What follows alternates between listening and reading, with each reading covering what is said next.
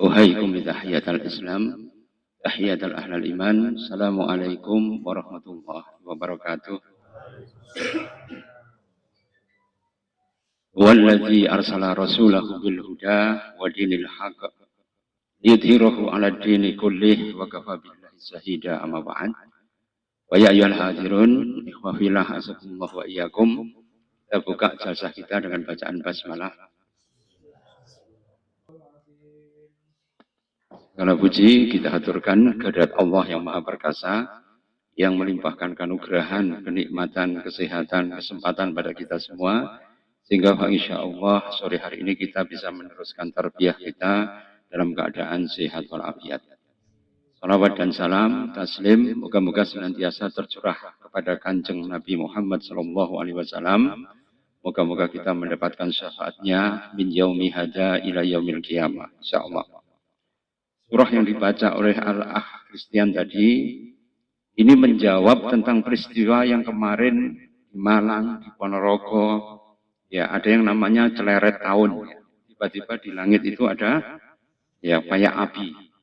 Mungkin antum ya melihat ya di beberapa media massa atau di kabar koran dan sebagainya. Ya, antum bisa melihat ya, ini merupakan jawaban dari fenomena itu, di mana dalam surat As-Saffat tadi yang dibacakan, inna zayyana sama ad-dunya bizinatil kawakib. Sungguh langit dunia itu dihiasi dengan kawakib. Kawakibnya adalah bintang-bintang. Bintang-bintang untuk apa? Yaitu untuk wayu'dafuna min kulli janib. Yaitu untuk ya menghancurkan ya setan-setan yang mencuri dengar tentang berita-berita gaib dari langit. Jadi setan itu kan inna syaitana ya, sesungguhnya setan itu ya punya qa'ada minas sama'i ila sama'il akhbaril ghaib. Jadi setan itu mempunyai tempat duduk yang digunakan untuk mendengar berita-berita langit. Dan itu nanti disampaikan ya kepada para agennya, yaitu para dukun atau paranormal atau para tidak normal ya. Karena ponari barang dianggap ya, itu para tidak normal gitu ya. Ya, ponari sweet itu loh ya. Itu kan kemudian dipercaya. La yasama'una min kulli ya janib, dan kemudian ya mereka tidak bisa mendengar lagi. La yamasa'una ya minas syaitani marid, maka setan yang marid atau setan yang durhaka itu tidak bisa mendengar berita-berita dari langit. Yu'tafuna min kulli janib dukhura walahum adzabu wasib. Tapi kalau mereka tetap nekat, mereka akan dilempari dengan batu-batu meteor yang kemudian akan menghancurkan mereka dengan sehancur-hancurnya. Tapi orang jahiliyah malah menganggap itu sebuah peruntungan. Sehingga ketika mereka itu ulang tahun, kok melihat ada meteor, nah mereka tahu ini pasti meteor garden. Gitu. Kayak yang di film-film apa itu Chinese itu, ya dianggap itu sebagai bentuk daripada keberuntungan. Atau orang yang ulang tahun melihat ada bintang yang berjalan, maka disuruh mereka itu untuk ya meminta sesuatu pada Allah. Boleh meminta, tapi minta perlindungan. Karena itu ikhwan fillah, azakumullah wa iyyakum, untuk meluruskan ini, maka orang itu harus senantiasa menyampaikan ilmu itu kepada yang lain. Kita kembali kepada laptop kembali, yaitu masalah yang akan kita bahas ya pada sore hari ini, meneruskan orang yang melintasi syirat ya dengan selamat. Kira-kira yang 6 kemarin masih hafal apa belum? Ya, setiap saat kan saya ulang-ulangi lagi ya, supaya ya antum bisa hafal. Karena ini adalah kiat ya istiqomah yang ketujuh ya, yang ini merupakan gambaran daripada sirat, orang yang melewati sirat. Orang yang melewati sirat dengan selamat seperti kalbarki, seperti kilat, itu adalah as-sidikun. As-sodikun adalah orang-orang yang kemudian yang kedua al-alimun, yaitu orang yang berilmu. Kemudian yang ketiga al-budala'u, yaitu orang yang mati syahid. Kemudian yang keempat yaitu adalah al-hujjaj, yaitu orang yang menunaikan ibadah umrah dan haji. Kemudian yang kelima al-muti'un, yaitu orang yang taat. Kemudian yang keenam adalah orang yang asun, orang yang durhaka atau orang yang berdosa. Kemarin kita membahas tentang alimun atau orang yang berilmu. Sekarang kita menuju ke poin yang ketiga, yaitu adalah budalau, yaitu orang yang mati yuk tasahidu, akan diberikan kepada seorang yang syahid atau mati di jalan Allah Subhanahu wa taala sita khisolin, yaitu adalah 6 hal. Ya, inda fatratin damihi, sebelum darahnya itu menetes jatuh ke bumi. Jadi sebelum jatuh ke bumi itu sudah ditetapkan oleh Allah Subhanahu wa taala pahalanya ada 6. Yang pertama apa? Tukaffaratu khotoya, maka akan diampuni seluruh dosanya. Kemudian yang kedua, setelah diampuni seluruh dosanya, wayaro maq'adahu minal jannah, maka dia diizinkan oleh Allah melihat tempat duduknya di surga. Kira-kira jenengan senang apa ketika meninggal jalan Allah, maka begitu darah menetes jatuh ke bumi, jenengan langsung diperlihatkan tempat jenengan itu di surga. Seperti Asyah binti Mudahim. Asyah binti Mudahim itu istrinya Fir'aun yang disiksa supaya beliau itu kemudian masuk kepada ajarannya Fir'aun. Tapi beliau tidak mau. Maka beliau berdoa, Robbi najini minal qaumidz zalimin. Ya Allah, ya, selamatkan aku dari orang-orang yang zalim. Maka dia ro'at, ya, baitaha fil jannah, maka dia melihat rumahnya itu di surga sebelum dia meninggal. Sama ini, jadi dia mati syahid karena membela agama Allah Subhanahu wa taala. Wa yara maq'adahu minal jannah, maka dia melihat tempat duduknya itu yang ada di surga. Dan kemudian yang ketiga itu yang menarik ini. Apa? Wazuwaijuhu bihuril in, langsung dirabekne dengan 70 widodari. Bukan widodari yang lemu-lemu, mboten. Jadi widodari itu ya belum pernah dilihat, belum pernah didengar, dan belum pernah ya khatarat ala qalbil basar, dan belum pernah terlintas dalam hati seseorang. Ya, begitu netes langsung dirabekne ambek widodari. Subhanallah. Kemudian wayamna'u fazail akbar. Wayamna'u min fazail akbar. Dan kemudian dia tercegah dari faza yang akbar. Jadi faza atau naza itu ada 2. Yang pertama, inda sakratil maut, ketika seseorang itu dicabut nyawanya oleh Allah Subhanahu wa taala. Kemudian yang kedua, ya fazail akbar itu adalah ketika mereka yub'asu, ya, ketika mereka dibangkitkan fi yaumil ba'si, pada waktu hari pembangkitan itu sangat sakit sekali. Jadi yang sangat sakit di dunia itu cuma 2, yaitu apa? Ketika mereka meninggal sakratul maut, dan kemudian ketika seluruh ya badannya itu dikumpulkan lagi menjadi manusia baru, itu sangat sakit sekali. Maka orang yang mati di jalan Allah Subhanahu wa taala, maka dia itu akan terhindar dari fazaul akbar, yaitu nazak yang sangat besar. Itu diingatkan oleh Allah, wa nazi'ati gharqa wa nasiqati nasta. Maka demi nyawa yang dicabut dengan keras sekali, dan demi nyawa yang dicabut dengan lemah. Jadi ikhwanifillah, inilah yang nanti akan menjadi ya pangarep-arep buat kita ketika kemudian kita lepas dari sakratul maut, maka kita nanti ya akan diberikan keringanan ketika mereka itu mati di jalan Allah Subhanahu wa taala. Kemudian wayamna'u min fasail akbar, setelah itu kemudian ya min adzabil qabri. Mereka itu akan terbebas dari azab kubur. Karena apa? Orang yang meninggal jalan Allah itu tidak langsung masuk di alam barzah, langsung masuk di pesawatnya Gusti Allah. Itu dikatakan dalam ya, hadis itu toir. Toir itu burung.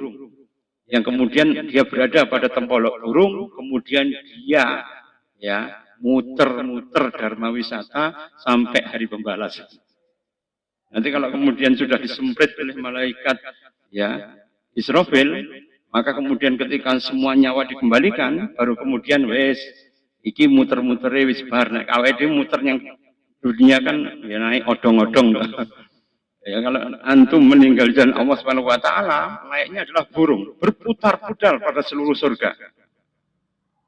Baru kemudian ketika sangkakala itu sudah diperdengarkan, orang dibangkitkan kembali, maka nyawanya kemudian ditaruh kepada jasadnya, kemudian dia dikumpulkan dalam keadaan tidak sakit sama sekali. Ini adalah orang yang mati syahid tanpa pertanyaan inda malakain. Tidak akan ditanya oleh dua malaikat. Kalau mati biasa kan masih ditanyakan kan oleh malaikat. Marrobuka, sapa Gusti Allahmu, sekedar kabeh. Sebab selama ini kan nyembah duit kan. Ini kita agak apa itu prihatin. Kemarin itu milenial ya yang kemudian melakukan korupsi, inisialnya AB ya dari Manajem Pasar Utara itu, yang dia itu ya luar biasa. Ya, usia masih 24 tapi korupsinya besar-besar. Usianya masih 24. OTT ya berada di mall di Jakarta. Bayangkan 24 tahun. Kira-kira anaknya antum semua ini ya. Tapi sudah berani untuk korupsi. Ya, deal-dealan dengan para kontraktor untuk nggarap ya PPU. Manajem Pasar Utara. Dekat IKN. Artinya apa ikhwani fillah? Bahwa seseorang yang ghasab atau lisun itu mencuri, ghasab itu mengambil hartanya orang lain, itu dosanya luar biasa. Akan senantiasa ya diperhitungkan oleh Allah Subhanahu wa taala ya sampai hari kiamat. Orang nutut ya nanti dia nggak bisa, termasuk golongan yang keenam yaitu yang asun. Asun itu apa? Orang yang durhaka. Karena itu ikhwani fillah, azakumullah wa iyyakum. Maka kemudian ya, kalau orang itu ya sudah dibebaskan dari siksa kubur, itulah orang yang mati di jalan Allah Subhanahu wa taala. Kemudian yang keenam, yuhalla hilyatal iman, dan langsung diberikan kalung keimanan. Kalau antum datang ke Hawaii, itu kan kemudian diberikan rangkaian bunga Hawaii, kan? Ya, kembang Hawaii itu renek dampaknya apa-apa gitu. Ya, berbangga tok tapi di dunia, dan kebanggaan itu kemudian hilang begitu saja seiring dengan waktu. Tapi begitu orang itu meninggal di jalan Allah Subhanahu wa taala, langsung dikalungi dengan kalung iman sebelum darahnya itu jatuh ke bumi. Jadi yang penting enggak duwe utang. Jadi orang mati syahid itu syaratnya cuma satu, yaitu tidak boleh punya yu'allaku ya tetap tergantung amalan seorang syahid ya hatta yukdo ad-dain sampai dia melunasi hutang. Cuma itu saja syaratnya. Yang lainnya bebas. Ya. Ini adalah 6 yang akan diberikan oleh Allah Subhanahu wa taala sehingga golongan budalau atau orang yang mati syahid di jalan Allah Subhanahu wa taala akan mendapatkan keistimewaan yang luar biasa. Nah itu ikhwan fillah, bagaimana caranya supaya kita kemudian senantiasa berada di jalan Allah Subhanahu wa taala? Maka kita harus sering-sering membuka hadis tentang jihad. Kalau kita sering membuka hadis tentang jihad, maka semangat kita untuk berdakwah di jalan Allah Subhanahu wa taala itu tetap berkobar. Kan kadang-kadang orang bosan ya. Ngaji yang kuno, ngaji yang kene, materinya pernah didengar semua, ya benar. Tapi ketika antum mendengar semua daripada materi tadi, kalau tidak sampai kemudian menjadi sebuah mindset, apalagi kemudian bisa ya dijadikan pembelajaran kembali, sebagaimana tuntutan Rasul, balighu ani walau ayat. Sampaikan kepada umatku walaupun hanya satu. Karena itu kalau antum membaca tafsir Ibnu Katsir, di situ banyak sekali yang berkaitan dengan hadis Israiliyat. Sehingga kalau dibaca itu kadang-kadang kelihatan aneh. Orang yang tidak punya ilmu itu kemudian menuduh Ibnu Katsir berarti menggunakan cerita-cerita khayalat atau cerita-cerita khayal atau cerita-cerita Bani Israel dan sebagainya. Tapi ikhwani fillah, kalau kita melihat Ibnu Katsir itu ya, termasuk ya pengikut Imam Syafi'i, dan beliau itu hati-hati ketika menulis tentang tafsir. Jadi kenapa kok kemudian ya, beliau mencontohkan yang berkaitan dengan cerita Israiliyat supaya kemudian kita punya perbandingan. Karena cerita Israiliyat itu tertera pada Injil maupun tertera pada Taurat. Ya, hadisnya apa? Hadisu an-nabai Bani Israila wala kharaj. Sampaikan cerita tentang Bani Israel itu ya kepada kaummu wala kharaj. Itu tidak berbahaya. Wa idza sami'at akhbara min Bani Israel wala tusaddiquhu wala tukadzibuhu. Jadi kalau kamu mendengar cerita tentang Bani Israel wala tusaddiquhu, jangan kamu membenarkan. Wala tukadzibuhu, kemudian kamu jangan dustakan. Jadikan hanya menjadi akhbar atau berita. Berita itu apa? Ya, just breaking news saja, news. Tahu ya, berita. Supaya apa? Kita kemudian mempunyai gambaran ya dari umat yang lain berkaitan dengan riwayat nabi-nabi yang terdahulu. Kalau nggak ada panduan itu, sulit untuk kemudian menerangkan. Karena itu kemudian ya di dalam tafsir Ibnu Katsir itu sering kemudian disampaikan di-spill sedikit tentang ya kisah daripada Bani Israil. Karena itu ikhwan fillah azakumullah wa iyyakum, maka orang yang mati di jalan Allah Subhanahu wa taala itu matinya seperti digigit serangga. Kalau orang mati biasa sebagaimana diriwayatkan dari Nabi Idris, yaitu adalah ya seperti tombak yang punya carang-carang dimasukkan di ubun-ubun kemudian ditarik dengan sangat keras sekali, ya itu adalah nazak bagi orang yang sakratul maut biasa.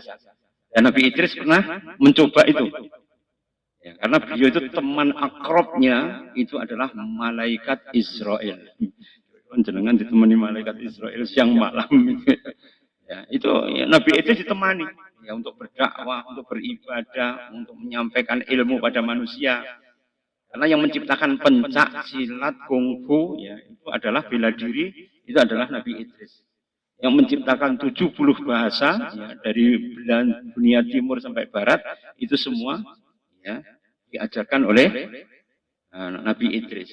Nabi Idris juga mengajari manusia untuk kemudian menyimpan manuskrip supaya manuskrip itu tidak rusak dengan menggunakan bangunan yang seperti segitiga.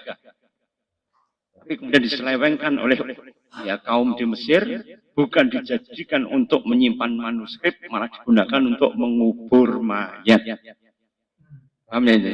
Jadi kuburan itu sejak dulu itu kemudian diagung-agungkan, bahkan kemudian penghuninya itu dimintai pertolongan, dan disitulah ya bibit-bibit daripada kemus. Karena dulu ketika zamannya Nabi Nuh, ya ada ulama ya zaman Nabi Nuh itu ada Wada'an, Suwa'an, Yahud, ya Wan Nasr, itu adalah ulama-ulama yang baik, putu-putune Nabi Adam. Tapi ketika mereka meninggal, kaumnya Nabi Nuh itu kemudian membuat patung di kuburannya. Dan kemudian mereka itu membuat miniatur patung itu, kalau datang ke kuil kan jauh, maka membuat menyepil 5 patung tadi untuk disembah di rumah. Ujung-ujungnya apa? Kemusyrikan. Tapi itu ditunggu oleh iblis sampai 3 milenium, hampir 3000 tahun. Ya, jadi iblis itu ya benar-benar sangat ya meligi, utun, ya menunggu-nunggu sampai kemudian ketika manusia itu lengah, maka mereka diajak untuk ya berkolaborasi untuk menyembah selain Allah, dan itu tidak tanggung-tanggung. Ya, sejak Nabi Adam itu anak keturunannya sudah 40.000. Zaman Nabi Nuh itu umatnya itu sudah seluruh dunia. Tapi semuanya dibinasakan oleh Allah Subhanahu wa taala, yang selamat cuma 83 orang. Bayangkan ya. Banyaknya manusia itu mati semua, yang selamat cuma 83 orang. Yang 83 ketika mendarat di Bukit Ararat, itu pun mati semua, kecuali 3 anaknya dan istri daripada anak-anaknya Nabi Nuh. Ham, Sam, Yafet, dan Nabi Nuh sendiri, istri-istri mereka. Itu yang selamat. Sedangkan yang lain kena wabah, mati semua. Ya, kira-kira dakwah Nabi Nuh gagal apa enggak ini ya?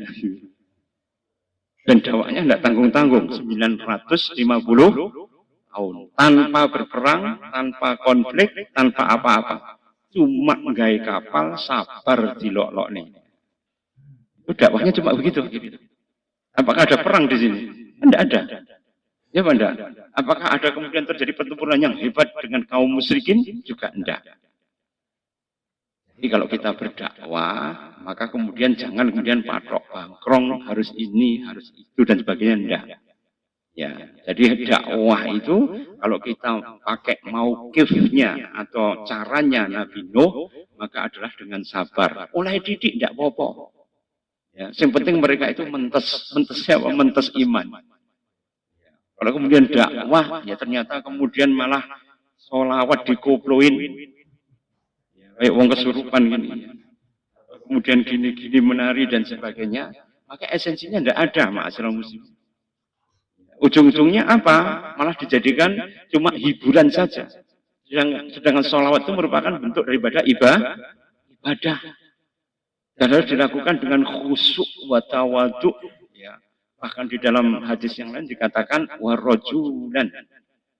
Ya. Dan seseorang yang dia itu kemudian kholian, sendirian, berzikir ya kepada Allah Subhanahu wa taala, afadat ainahu minad dam'i. Dan ketika berzikir dan berdoa, afadat ainahu minad dam'i. Maka kemudian bercucurlah air matanya itu karena kesedihan. Doa ibadah itu harus dengan kesedihan. Bahkan membaca Quran itu harus dengan ya rasa sedih. Karena itu ada hadis Nabi yang kemarin saya mendengar dari seorang syekh, saya kaget sekali ya. Halakat ummati bil Quran walaban. Hancur umatku karena apa? Quran dan susu. Ya, halakat ummati bil Quran walaban. Jadi hancur umatku karena Quran dan susu. Loh, kenapa kok kemudian Quran menghancurkan umat Islam? Karena Quran bukan dijadikan petunjuk, tapi hanya digunakan sebagai ya cara untuk mencari harta dunia. Kalau mereka itu kemudian mencari harta dunia, wa khirsu minad dunya khirsan, apabila mereka mencari dunia itu dengan serakah, layak di dunia ila bu'dan, maka dunia itu tidak datang kecuali akan menjauh dari antum semuanya. Loh, kenapa umat Islam sekarang kok miskin-miskin semua? Itu rahmat dari Allah. Kalau mereka itu kaya, mungkin akeh laline ya. Ya, karena itu para sahabat itu dikayakan oleh Allah Subhanahu wa taala. 10 sahabat yang dijamin masuk surga itu semuanya konglomerat. Semuanya konglomerat. Ya. Yang miskin cuma satu, Ali bin Abi Thalib. Bayangkan, Abdurrahman bin Auf ketika meninggal, beliau itu meninggalkan setara dengan emas yang bobotnya 10 kilo. Apa beliau itu emas murni itu 10 kilo. Itu sudah diinfakkan kayak angin semua. Jik turah. Balungan gajah itu gak iso miskin lagi. Jadi Abdurrahman bin Auf itu balungan gajah. Ya, karena itu beliau takut nanti dia nggak masuk surga 500 tahun sebelum orang miskin, maka dihabiskan hartanya. Tapi membalik lagi dengan lebih banyak. Ya, dihabiskan lagi, membalik lagi dengan lebih banyak. Ya, pernah Madinah itu paceklik, sehingga akhirnya kemudian semua kurma itu busuk. Nah, kemudian Abdurrahman bin Auf, ini kesempatan untuk miskin ini. Akhirnya kemudian semua kurma di Madinah dia bas semua, dibeli. Sehingga uangnya habis untuk membeli kurma busuk tadi. Kemudian setelah dimasukkan ke gudang kurma busuknya, maka dia kemudian ya mengucapkan tahmid pada Allah. Alhamdulillah, akhirnya saya bisa jatuh miskin. Tapi tiba-tiba ada utusan dari Oman yang datang kemudian mengatakan bahwa raja kami yang memerlukan kurma busuk. Dan kalau ada kurma busuk akan kami beli 10 kali lipat harganya. Oh, apa langsung duding Abdurrahman, duwe kurma busuk ya Abdurrahman saja. Jadi ketika kemudian diparani oleh utusan Raja Bahrain ya, sekarang jadi Oman ya, Itu kemudian mereka datang semua ke sana, akhirnya mereka memborong semua dan harganya 10 kali lipat. Jadi entek hartanya diganti Allah menjadi 10 kali lipat. Tambah luwih sugih malah. Jadi kalau memang balungan gajah itu ya tidak akan bisa miskin, ma'asyiral muslimin. Karena itu senyampang nyawa masih dikandung badan, ya. Wa idza la ya'til ajala, dan kalau kemudian tidak datang ajal, maka atahu rizquhu, maka rezekinya itu pasti akan tetap datang. Antum tidak usah khawatir.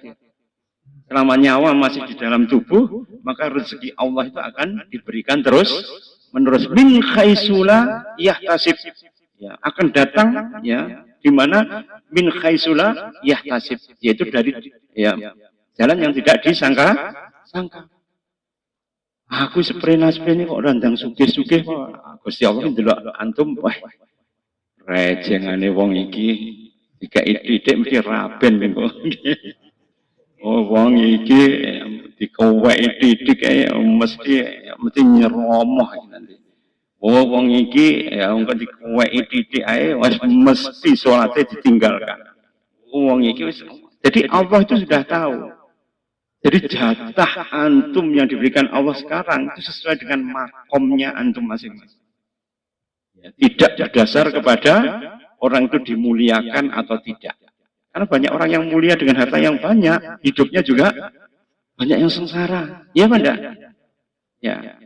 Karena itu ma'asyiral muslimin, kalau kita kemudian berdakwah pada era sekarang, supaya kemudian kita tidak jatuh ya kepada orang-orang yang kemudian mengajak kita pada jalan yang tidak benar, maka akhirnya, ya, maka antum harus kemudian ingat ya kepada firman Allah, wa may yatalallaha wa rasulahu wa inna hizballah hizballahi humul ghalibun. Barang siapa yang meletakkan wala, yaitu kesetiaannya pada Allah, Rasul dan orang-orang yang beriman, wa inna hizballah, itulah yang termasuk partai Allah Subhanahu wa taala. Wa inna hizballahi humul ghalibun. Sesungguhnya partai Allah lah yang pasti akan menang. Yang meletakkan walaknya kepada siapa? Allah, Rasul, dan orang-orang yang beriman. Karena selama ini orang bingung, yuki gimana toh? Sing sunnah kayak Saudi, Yordan, ya, bahkan kemudian ya negara-negara ya seperti ya apa Oman, Bahrain dan sebagainya malah tidak membela Palestina. Tapi Yaman, Hizbullah di Lebanon, bahkan Iran yang notabene Syiah, yang itu bukan Islam tentunya, itu malah yang membela ya Palestina. Kalau orang melihat begitu kan jadi bingung kan? Ya benar. Ya kalau antum melihat kan orang-orang Syiah mengatakan ya, kami bukan Ahlus Sunnah, Tuhan kami berbeda. Ya, bahkan mereka kitabnya juga berbeda. Bahkan mereka menuduh ya Rasulullah itu ya ketika diberikan wahyu oleh Jibril, itu Jibril keliru. Bayangnya, berani mengkelirukan Jibril. Harusnya Jibril itu memberikan pada Ali bin Abi Thalib, tapi keliru pada Muhammad. Ya, jadi akidahnya lain dengan kita. Tapi kemudian ternyata sekarang malah membela Palestina. Sedangkan Palestina sendiri kebanyakan itu adalah mazhabnya seperti orang Mesir, yaitu Syafi'i Sunni. Ya Banda, Mesir sendiri yang Sunni Syafi'i juga malah menghalangi bantuan itu untuk masuk. Ya Banda, kemarin para aktivis itu, ya, termasuk Untung itu ya, datang ke sana, itu bahkan kemudian tidak bisa masuk untuk memberikan bantuan. Kenapa seperti ini? Yang penting antum ingat pada surat Al-Maidah tadi, wa may yatalallaha wa rasulahu waladina amanu fa inna hizballah. Fa inna hizballahi humul ghalibun. Jadi tetap walak kita, kesetiaan kita pada Allah, Rasul dan orang-orang beriman. Ini kalau kemudian perang, ya antum harus ingat ini ya kata Rasulullah, al-harbu kit'ah. Perang itu adalah tipu. Paham ini? Perang itu adalah tipu. Ya, ketika Rasulullah menghadapi ya orang-orang Al-Ahzab, kumpulan dari orang Quraisy dan kafir musyrikin, Rasulullah kan mempunyai piagam Madinah. Kan? ya ke Madinah tadi, itu kemudian ya seluruh orang-orang musyrik, Nasrani ataupun Yahudi yang masih setia kepada Rasulullah itu membela bersama-sama Madinah. Jadi masih digunakan orang-orang yang non-muslim untuk kemudian membela pasukannya Kanjeng Nabi. Karena apa? Al-harbu khit'ah. Perang itu adalah tipu daya. Kalau menurut Sun Tzu, panglima dari Cina, siapa yang menjadi musuh-musuhmu itu sementara menjadi kawan. Paham ya? Yang selama ini adalah musuh-musuhmu itu adalah menjadi kawan untuk karena sekarang ini terjadi fitnah yang luar biasa. Orang yang tidak punya ilmu itu moro-moro kemudian memvonis tanpa menggunakan ilmu. Akhirnya membuat orang awam itu menjadi bingung. Ya apa enggak? Ya, ini berbeda ini, Hamas berarti si macam-macam. Kan keliru semua kan? Dan keliru itu diperturutkan menjadi ittibaul hawa, menjadi pengikut hawa nafsu karena apa? Dia nggak suka ya kepada kelompok tertentu. Karena itu akhirnya ya, meskipun beda markas, beda arahan, tapi tetap satu di dalam dakwah. Yang selama ini orang kadang-kadang tidak bisa ya, mempunyai hati yang andap asor. Sulit mereka itu untuk kemudian membela agama Allah itu dengan ikhlas. Karena apa? Ta'asub. Ta'asub itu apa? Fanatik. Dalam hadis itu dikatakan manda'a ila asobian, ya, barang siapa yang kemudian menyeru pada asobiyah, asobiyah itu adalah kefanatikan, ya, maka dia termasuk ya orang-orang yang tidak akan diterima agamanya. Barang siapa yang berperang karena asobiyah, maka dia juga akan tidak terima amalannya itu di sisi Allah Subhanahu wa taala.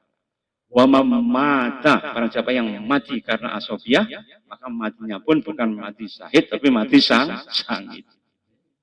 Tergantung pada inamal a'malu. Karena itu budala'u atau orang yang syahid di jalan Allah Subhanahu wa taala, maka pikirannya hanya untuk Allah, Rasul dan orang-orang yang beriman. Kalau Allah tujuannya itu hanya untuk mengasah keikhlasan. Kalau Rasulullah dia itba dengan seluruh sunnah yang diajarkan oleh Rasulullah. Sedangkan ya kemudian kalau dia itu walak kepada orang mukmin, maka dia harus menjalin ukhuwah dengan orang-orang yang beriman, meskipun beda organisasi. Ya Pak Nda? Coba antum lihat ya. Kalau di NU ya misalnya ada yang beramal ini itu dan sebagainya disebut sebagai pihak lain ya bid'ah, tapi ada juga kelompok lain yang kemudian ya akidahnya tetap lurus, ibadahnya juga bagus, akhlaknya juga mulia. Maka kita tidak boleh yang namanya gebyah uyah. Tahu ya gebyah uyah? Semua dipodok nih kabeh itu tidak bisa. Karena orang yang beriman itu yang tahu hanya Allah Subhanahu wa taala. Kalau dia mengaku Islam, mengaku mukmin, ya sudah, ya kita sadoni dengan ya sebagai sesama muslim. Innamal mu'minuna ikhwah. Jadi kalau mereka itu beriman, berarti mereka itu adalah bersaudara. Tidak perlu kemudian kita saling mencaci maki, saling kemudian memojokkan, saling kemudian karena apa? Itu berasal dari ta'asub. Ta'asub apa? Dari rasa asobiyah atau rasa kefanatikan tadi. Laisa minna man da'a ila asobiyah. Bukan termasuk golonganku orang yang kemudian menyeru kepada asobiyah. Wa laisa minna mangqatala ila asobiyah, dan tidak termasuk golonganku orang yang berjuang untuk kefanatikan. Walaisa mina mamata ila asobiyah, dan tidak termasuk golonganku orang yang mati karena kefanatikan. Karena itu syarat untuk menjadi syuhada itu apa? Ilallah. Ya, syarat menjadi syuhada itu apa? Ma'allah. Ya, syarat untuk menjadi syuhada itu apa? Ridhallah. Jadi niatnya karena Allah, kebersamaannya ma'iyatullah bersama dengan Allah, kemudian tujuan akhirnya yaitu ridha Allah atau ridha Allah Subhanahu wa taala. Noto 3 ini sangat berat sekali. Niat yang ikhlas itu diperjuangkan dengan sungguh-sungguh. Ma'iyatullah merasa dibersamai dengan Allah Subhanahu wa taala, muraqabatullah itu juga mujahadah yang luar biasa. Menjaga amalan kita sampai diterima oleh Allah itu pun juga ya dijaga dengan sangat berat dan sabar. Sabar itu berat sekali. Ali Zainal Abidin itu disebut sebagai mufakhal, orang yang paling pelit di seluruh Madinah. Beliau ketika meninggal, maka orang itu menemukan bahwa bahunya itu penuh dengan luka-luka. Dan kemudian orang baru mendengar ternyata 200 fakir miskin di Madinah itu setiap hari dijamin oleh Ali Zainal Abidin. Tapi orang ngelok nih, Ali Zainal Abidin itu bakhil, medit. Baru kemudian ketika dia meninggal, baru diketahui ternyata dia orang yang paling dermawan seluruh Madinah. Tapi dia sudah meninggal. Jasanya tidak pernah, ya. Kemudian dia mendengar kebanggaan, dia dianggap sebagai seorang jaudat atau orang yang jud atau orang yang jawad, orang yang dermawan. Tidak pernah. Mereka semua menganggapnya sebagai orang yang minor, orang yang rendah, orang yang bakhil, orang yang medit selama hidup. Kira-kira antum ya tahan apa enggak dilok-lok kayak gitu? Yang sebenarnya antum tidak melakukan yang demikian. Tapi dilok-lok itu terus itu sholat bilang blonteng enggak karuan. Karena kalau alum dilokne wis toh enggak usah terlalu baper dan tersinggung. Dilokne itu kemuliaan kita pun tidak akan berkurang. Tapi kehinaan sing ngelokne sudah jelas di depan mata. Ya. Wa taskhuruna wa yaskhurun. Sungguh kalau mereka itu mengolok-olok kamu, wa yaskhurun. Mereka sebenarnya sedang mengolok dirinya sendiri. Sama demikian Nafilah. Moga-moga ini akan menjadi tazkirah buat antum semua berkaitan dengan orang yang masuk surga ya dengan seperti larinya kuda. Kalau yang sidikun itu seperti kilat. Ya kalau alimun itu seperti angin yang berhembus. Tapi kalau badalu atau orang yang syahid itu seperti larinya kuda perang, sangat cepat. Kira-kira kuda perang yang paling kuat itu kudanya siapa? Kuda NTT, kuda Arab, kuda Inggris, kuda Mongolia, atau kemudian kuda dari Turki. Kira-kira yang paling kuat larinya bisa lari tanpa makan 1000 kilo. Kira-kira kudanya siapa? Wal'adiyati dobakah. Yang kemudian tapak kaki kuda yang sangat keras. Kira-kira kudanya siapa? Kudanya Genghis Khan, Mongolia. Itu kuda yang bisa berlari sampai 1000 kilo tanpa berhenti. 1000 kilo itu antara Anyer sampai Panaruan. Ya, ujung ya barat Pulau Jawa sampai ya tempat tenggelamnya kapal kudu itu. Di apa? Di Banyuwangi itu jaraknya 1000 kira-kira. Itu kuda Mongolia itu bisa lari tanpa makan tuh ya sampai di sana. Karena itu kenapa peperangan yang paling efektif itu dilakukan oleh ya Genghis Khan. Yang dia itu bisa menghancurkan kota hanya dalam beberapa hari dengan menggunakan kuda perang yang paling dahsyat. Kira-kira kalau kuda Indonesia kuat atau enggak? Karena tidak kuat, akhirnya kemudian dia bisa diperes dan antum bisa menikmati yaitu susu kuda liar. Aku nggak bisa bayang meres kuda liar orang diselentak. Nah, tapi satu-satunya yang ada cuma di Indonesia saja. Bisa minum susu kuda. Nanti kalau antum datang di Hudaybiyah ketika melakukan umroh kan biasanya ada Ji'rona, ada Hudaybiyah, ada Tan'im untuk apa? Pasang ikhram itu loh. Di Hudaybiyah itu ada perkampungan untuk memelihara unta. Jadi kalau antum beli susu di sana langsung fresh.